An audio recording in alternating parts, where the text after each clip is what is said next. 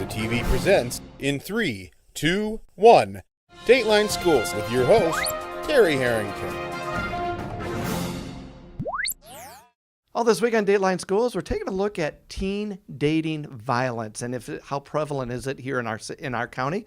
And to give us some insight on this topic, my special guest is Assistant Prosecutor here in St. Clair County, Steve Gillette, as well as the Prevention Educator for the St. Clair County Child Abuse and Neglect Council, Lindsay Chopp. And Lindsay, yesterday, one thing you mentioned really stuck out for me is that you and Steve go to the schools and help educate. So what are we doing to help educate our kids on this topic? Yeah, and very important that we do this because studies have shown that 1 in 3 teens will experience some sort of dating violence. Yes, whether that be from manipulation to controlling behavior all the way to physical abuse.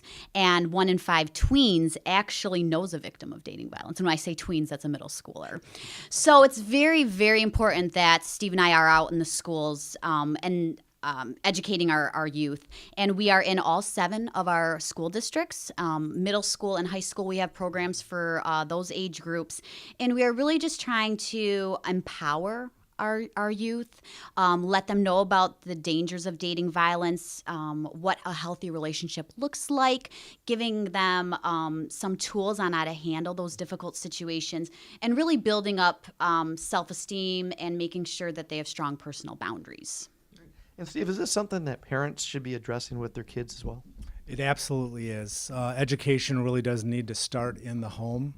There's only so much that the schools can do, and we're happy to have the opportunity to go into the schools to discuss these important topics with our youth. But parents really need to be able to talk to their kids about issues like this, because the goal is always that if there's a problem, that child feels comfortable enough to come and see his or her parent and discuss it.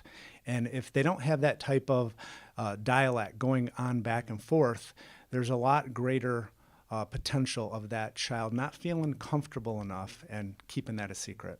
And my guess is that's got to be kind of tough, especially when we have so many broken families and blended families in our community. It really is. It is so important. And one of the good opportunities that we do have is we see these kids at a middle school level, and then we get to see them again at high school when the issues many times are a little different. Our high school talk is quite different than the middle school talk because they're age appropriate. But it's real positive to see the same kids back.